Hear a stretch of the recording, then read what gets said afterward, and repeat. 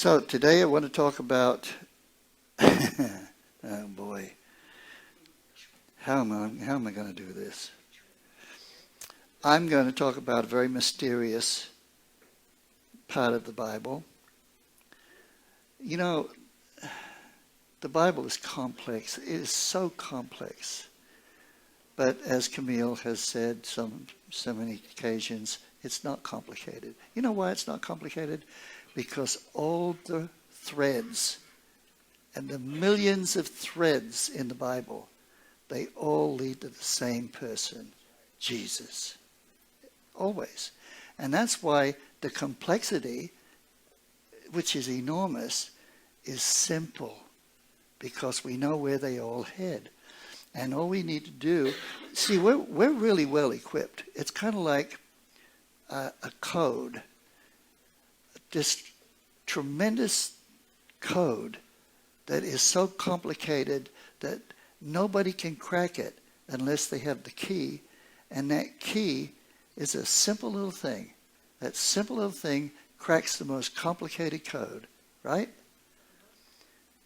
The Bible is a code with complication beyond anything else in the whole of creation. If people only knew that the complexity of the Bible is astounding, but the code breaker, the key to the code, is Jesus. Simple. When you realize that, then you can keep applying that key over and over again and find more and more and more of what God is telling you. It's amazing. So I want to talk about 7 sneezes today. 7 sneezes. It's in a place in the Bible which is very, very peculiar. And I'm hoping that I'll be able to shed light on this and show you that God's not just giving us a crazy story, but there's some meaning here that is really important for us to know. Amen? Judy, good to see you. It's been a little while. You've been hiding from us? No? Well, it's good to see you anyway. All right? Okay. So, the preacher sought to find out acceptable words, and that which was written was upright, even words of truth. Why? Because it's in the Bible, right? Let the words of my mouth and the meditation of my heart be acceptable in your sight, O Lord, my strength and my Redeemer. And I know they will be, because they are from your word, Lord. 7 sneezes. I call this one a subtitle, Lay It On Me. Now, you're going to understand why I have that subtitle as we go along. Lay it on me. You'll know what lay it on me means, right? It's an idiom. You know what an idiom is? It's a saying that carries a meaning. How many here know what lay it on me means? Just come on, lay it on me is an idiom that means, tell me, give it to me, lay it on me, right? Explain it to me, right? Okay. Isaiah 60, verses 1 and 2. Arise and shine, for your light has come, and the glory of the Lord is risen upon you. For behold, the darkness shall cover the earth. Boy, does it ever. And deep darkness the people. Oh, sure. Darkness is ignorance. There's a ton of it now. But the Lord will arise over you, and his glory will be seen upon you. He will arise over you, and his glory will be seen upon you. Lay it on me, Lord. The New Testament records many miracles performed by both Jesus and his disciples. The dead were raised by Jesus and also by Peter and Paul. Jesus and his disciples also healed many who were sick. And healing continues to this day in the name and the authority of Jesus, despite what some churches will say. Most of us are familiar with Isaiah 53, verse 5, that tells us that he was wounded. That is, Jesus was wounded for our transgressions. He was bruised for our iniquities. The chastisement of our peace was upon him, and with his stripes we are healed. Everybody knows this, right? We quote that all the time. By his stripes we are healed. Yeah. Well, the popular view is that this is referring to physical healing. And it's true that divine healings do continue in the name and the authority of Jesus to this very day. But I believe that this promise of God is ultimately fulfilled not just in physical healings, but in resurrection. As we look at the healings of the Gospels, we notice that they are invariably of those things that can so easily be seen as representing our walk, our talk, our thought, our behavior, our understanding, and our willingness to learn the truth. Think of it. Eyes were opened. That's understanding, right? Jesus opened the eyes of the blind, gave them understanding. Hearing was restored. What? So that you would receive the truth, right? Amen. Paralyzed limbs were strengthened. Why? To walk in the truth. You see what's happening here? And tongues were loosed. The mute were made to speak. Why? So that they could speak the truth. Right? And the possessed were set free. Why? So that they could think the truth. Right? And withered hands were made whole, which is representing righteous behavior. Righteous behavior. Can you see it? So it wasn't just to heal people, it was to send a message. Jesus sent a message with what he did, with everything he did, when you look closely into it. So I don't think it's preposterous to think that miraculous healings by Jesus might be a symbol of a higher purpose. What's that? Transformation and preparation for eternity. Because that's what it's all about. Jesus didn't just come to die on a cross. He also came to lead us out of darkness into light. He also came to show us the truth of everything, right? He came as a teacher, not just as a sacrificial lamb. You know, the sacrifice was important. Coming as a lamb was important. But just as important, maybe even more important, is the teaching. And that's why he's called a shepherd. A shepherd is also a teacher. He's one who protects and takes care of the sheep.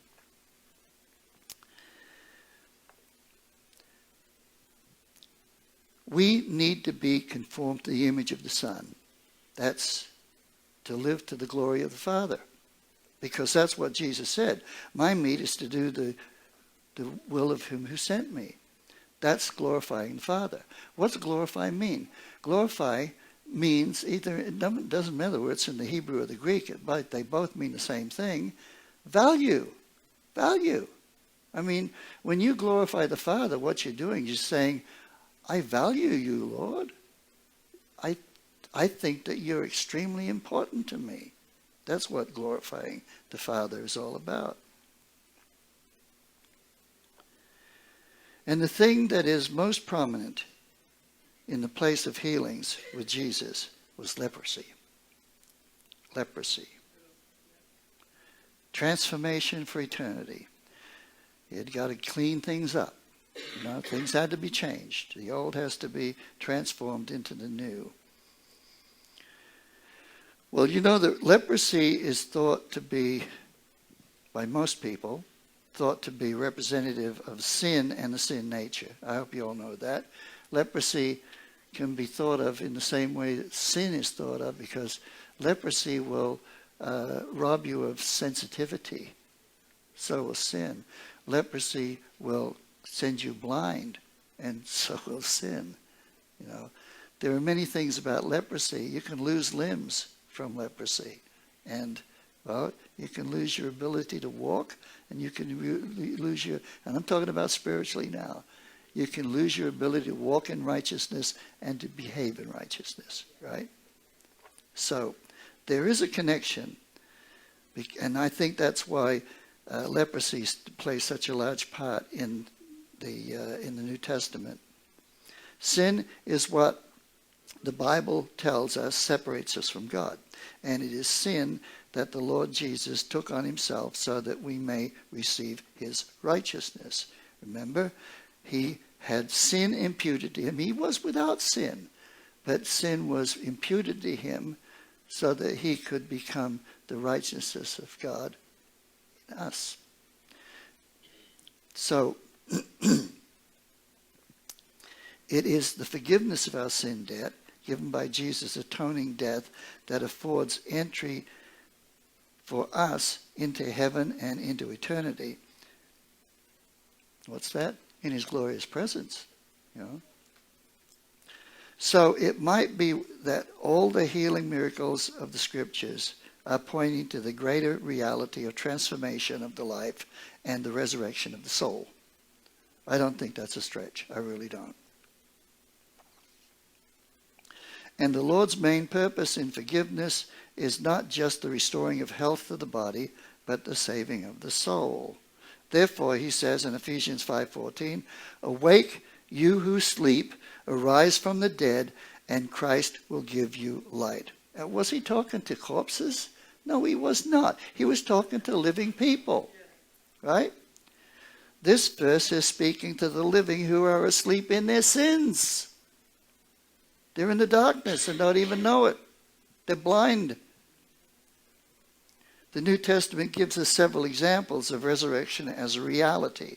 And obviously, the greatest example and proof of resurrection is the empty tomb of Jesus. But I want to take you on to an incident in the Old Testament that foreshadows the New Testament promise of transformation and resurrection.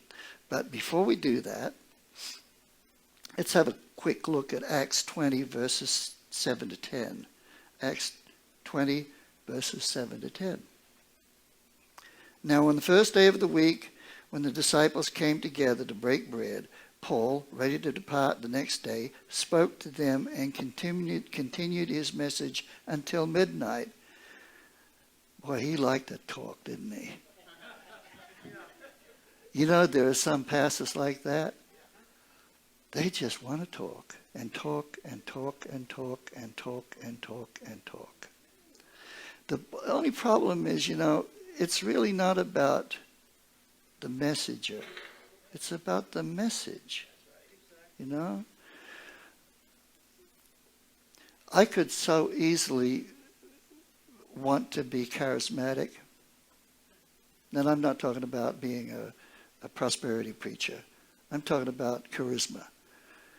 I could really think, you know, I'm kind of the opposite. My wife attracts people, I repel them.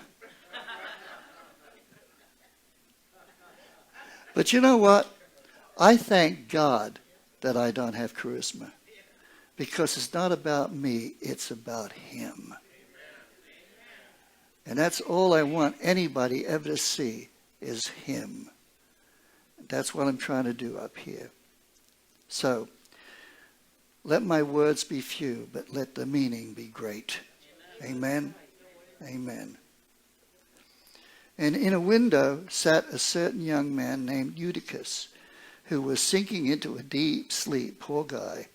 He was overcome by sleep, and as Paul continued speaking on and on and on and on, he fell down from the third story and was taken up dead. But Paul went down, fell on him. Paul fell on him. He didn't just grab him, he fell on him, right? And embracing him, he said, "Do not trouble yourselves, for his life is in him." So he revived him. He resurrected him. Poor Eutychus was gone. This incident is quite similar to something that happened with Elisha in a place called Shunem. And we see that in 2 Kings chapter 4. There is an event recorded that I believe speaks of all three types of healing: physical, spiritual, and resurrection. Because resurrection is a healing, folks. It's the ultimate healing, right? People who are crippled all their lives are going to be able to walk just fine in their resurrected bodies. Amen? It tells us that Elisha passed often through Shunem, which means quiet resting place. Yeah, it is a quiet resting place, Shunem. And Elisha, of course, is a type of Jesus. You all know that, don't you? Elisha, Elisha, El-Shia. El means the mighty one, and Shia means the Savior. The mighty Savior is what Elisha means. And that's why we know that he is a foreshadow of the Lord Jesus Christ. And look at what he does. He's going through a place called Shunem. What's that? A quiet resting place. That's where you're going to find Jesus, you know? In a quiet resting place. After all, he is the Prince of Peace, isn't he not? It tells that he goes there, and when he did this, he stopped at a home of a well-to-do woman, a Shunammite woman, and she asked her husband if they might prepare an upper room for the man of God to stay while he was visiting them. This also may be significant since it is in this upper room that her dead son would later be revived. Also, much of the miraculous activity of the New Testament occurred in places called the upper room. You all know that, right? In Mark 14, verse 15, the disciples were told to prepare an upper room for the Passover feast on the night before Christ's death. And in Acts 1, chapter 1, verse 13, they entered an upper room after they witnessed Jesus ascend into heaven from the Mount of Olives. And it was in the same upper room that the Holy Spirit ushered in the church age 50 days after Christ's crucifixion at Pentecost, and that's in Acts 2, verses 1 to 4.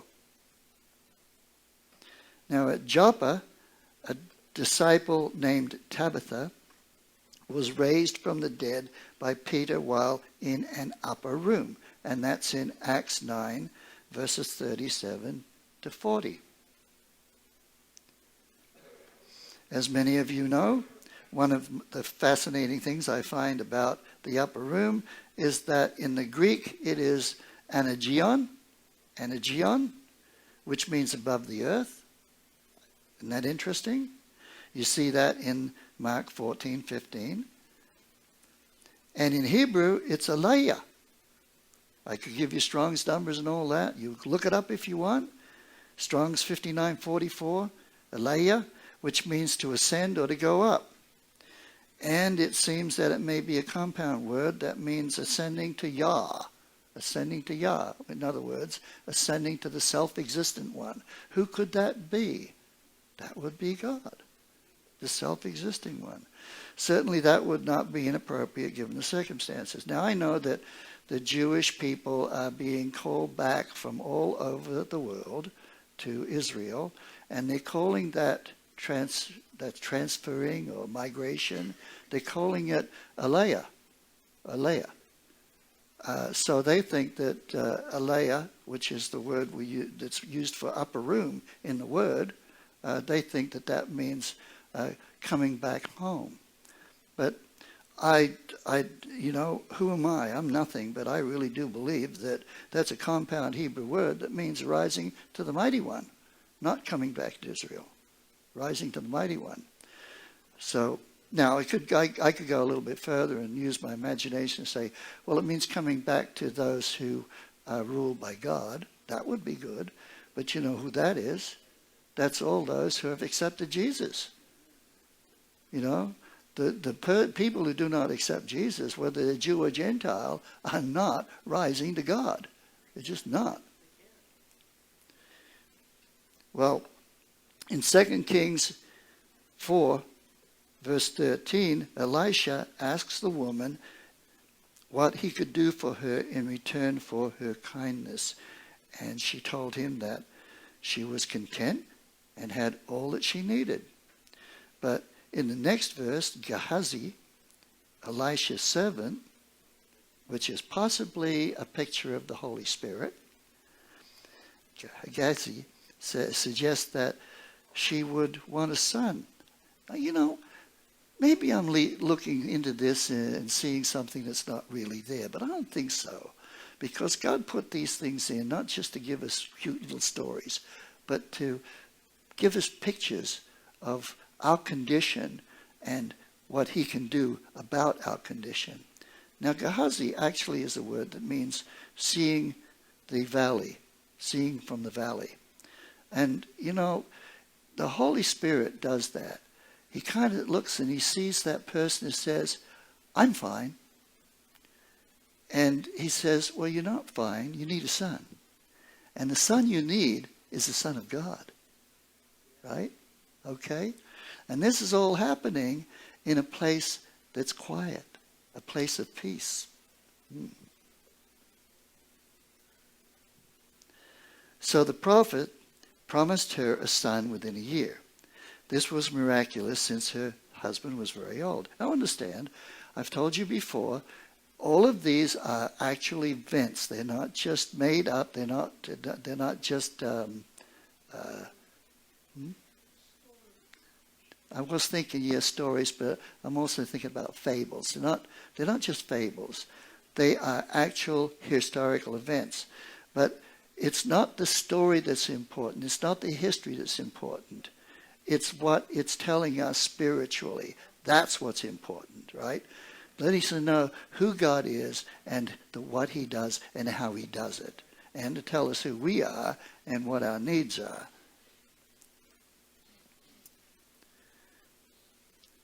So she has a child, and the child grew, but one day he died on his mother's lap. She took him to the upper room that they'd made for the prophet, and they laid him on the prophet's bed. Then she went to get the prophet. Well, Elisha, the prophet, saw her coming from a distance and sent Gehazi to find out her need. Elisha discerned that her son was dead and instructed Gehazi to go quickly to the boy and lay the prophet's staff, that's a symbol of authority, on the boy's face. And that's in 2 Kings 4:29.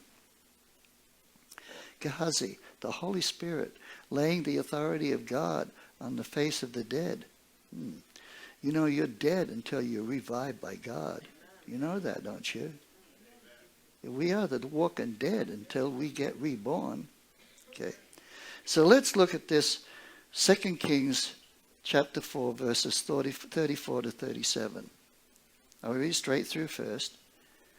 And he, that is Elisha, went up and lay on the child, and put his mouth to his mouth, his eyes to his eyes, and his hands to his hands. And he stretched himself out on the child, and the flesh of the child grew warm. He returned and walked back and forth in the house, and again went up and stretched himself out on him.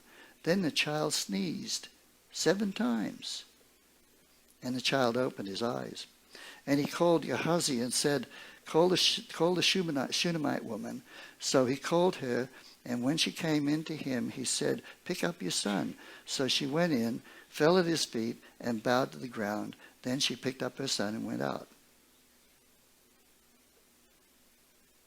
So let's go back and look at this a little differently. Elisha went up and laid on the child, the dead child, putting his mouth to his mouth. What could that be but conferring speech? Isn't that what he did when he opened up the mouth of the mute, that they could speak the truth? To speak what he speaks, right? Mouth to mouth, so that he could speak what Jesus speaks. His eyes on his eyes. Why? So that he could see as Jesus sees.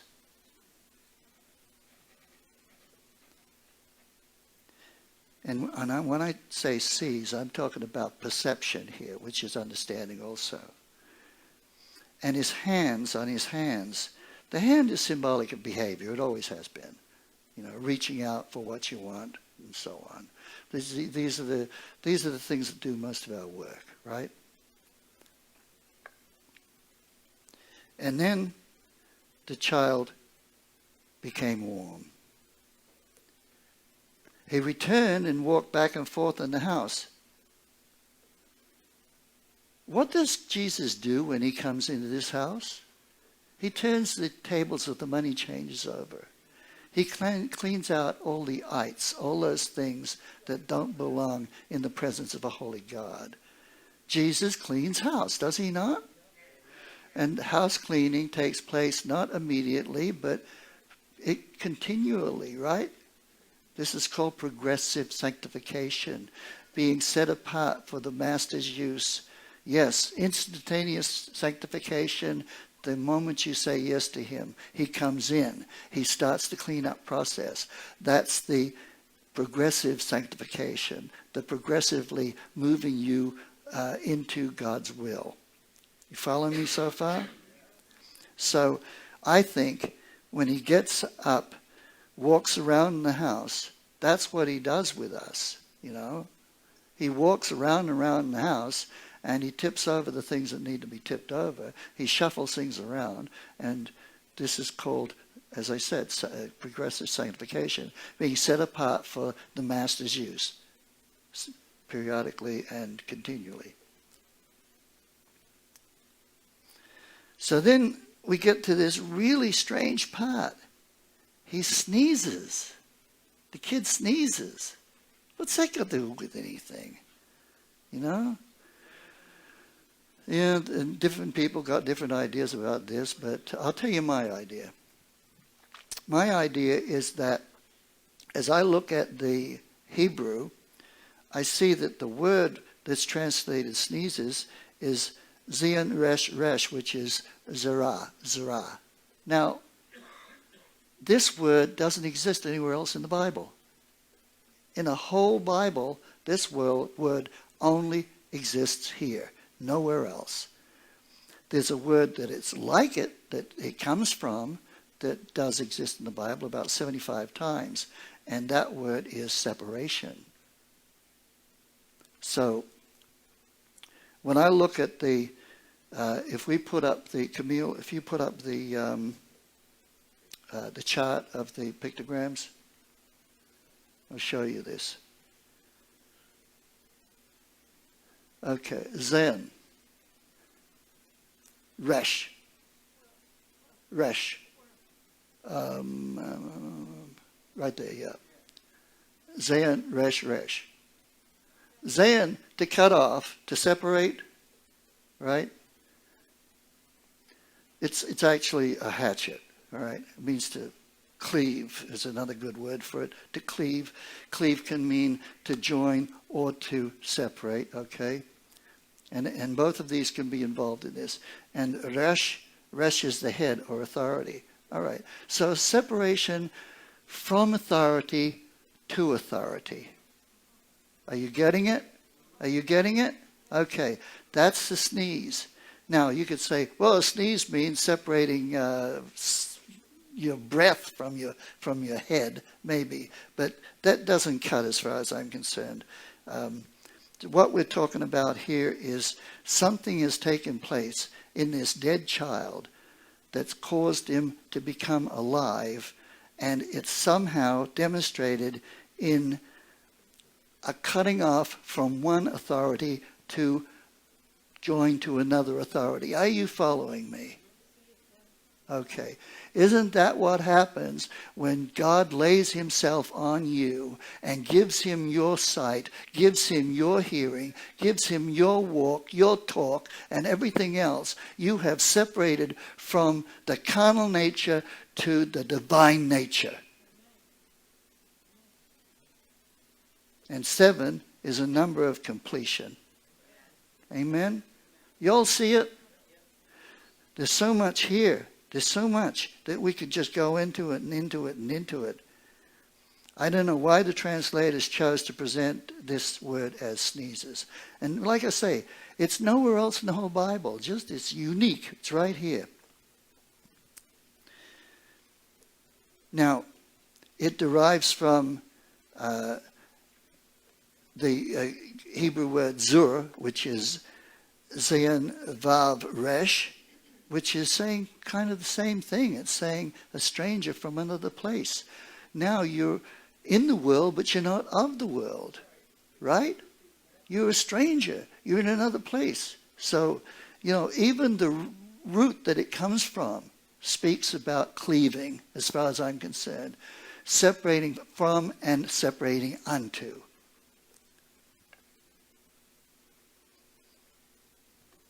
So as sons of Adam, we were all dead in our carnal nature, just like the dead son in the passage.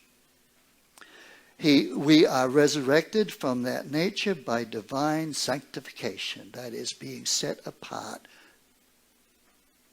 by God for his purposes. And I tell you, that's what I see when I see Christ in you, the hope of glory. Christ in you, the hope of glory. This entire incident is most likely a picture of God's method of transformation, metanoia, the new mind that he gives you, and is given in a symbolic way in a historical event. Praise God. And I can't help but wonder if this event is not where the idiom, lay it on me, man. Kind of think that maybe that's where it came from. Probably not, but it's it's interesting, though, that you could very easily say that. Because when Jesus lays on you, things happen. Good things happen. You are cleaved. You're in the world now, but you're not of it anymore.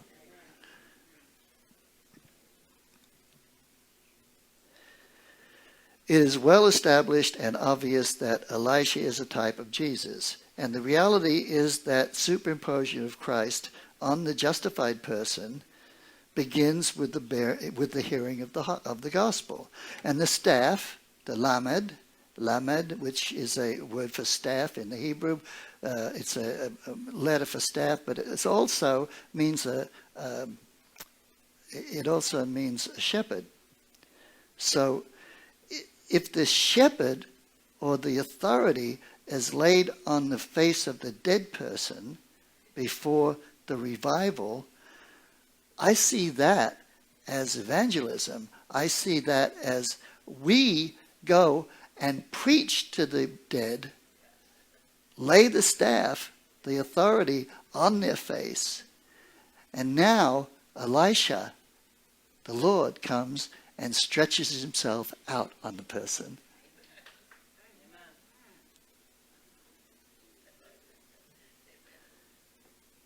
If I'm wrong, it's still pretty neat. Yeah, because look, the way God does these things, it's just wonderful. Like I said, when you understand the key to the code is Jesus. When you see that, and you start to put Jesus in all these places, and now with the tools we have available to us, it's just a phenomenal thing.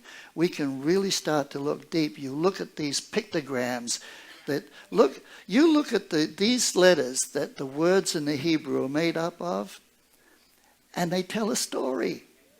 Over and over again, they tell a story.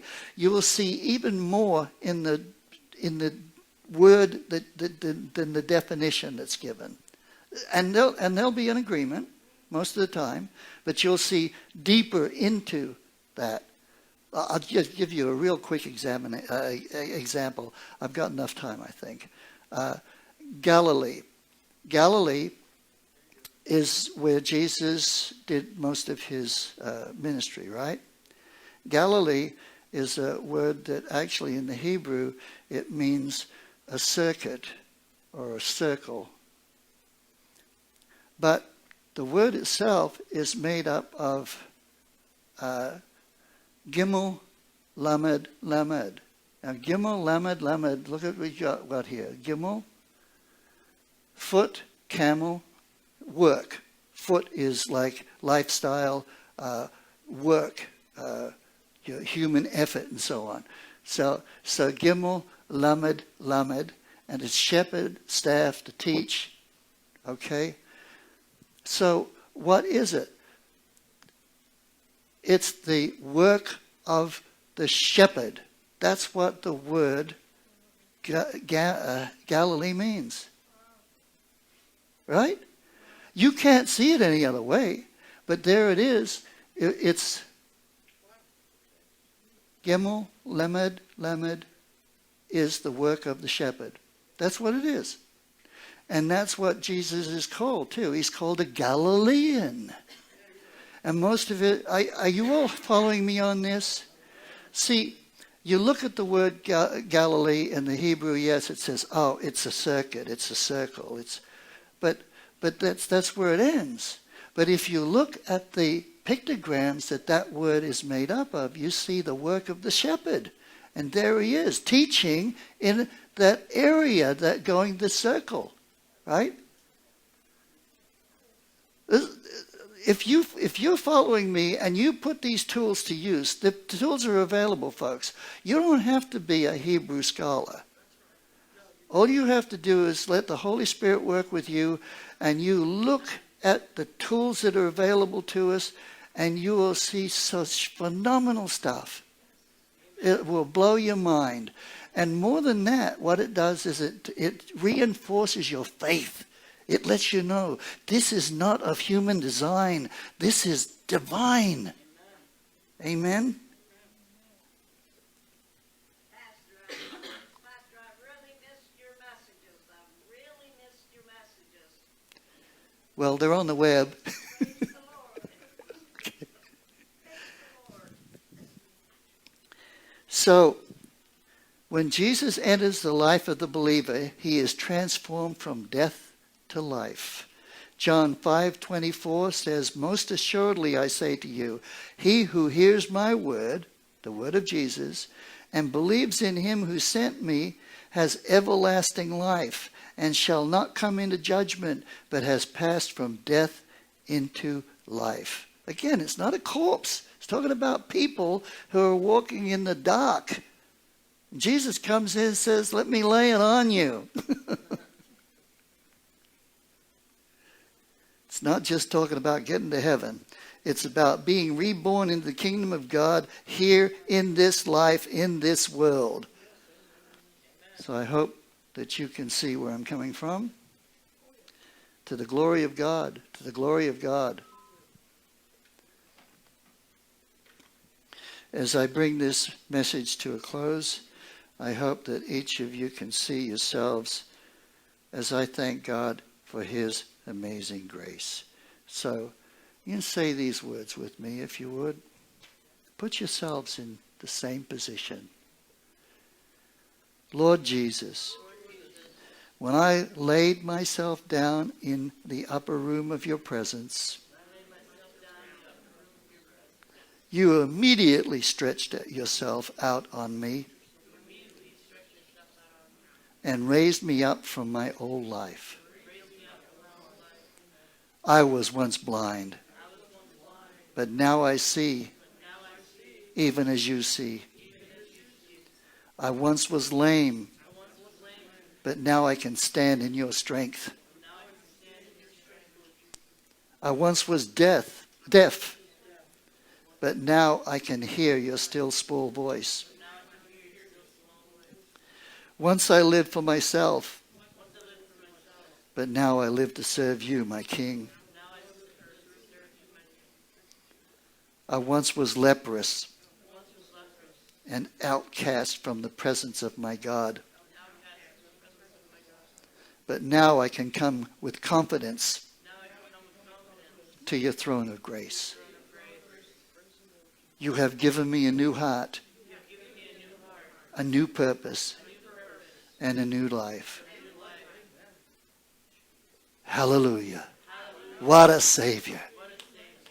Amen. Amen.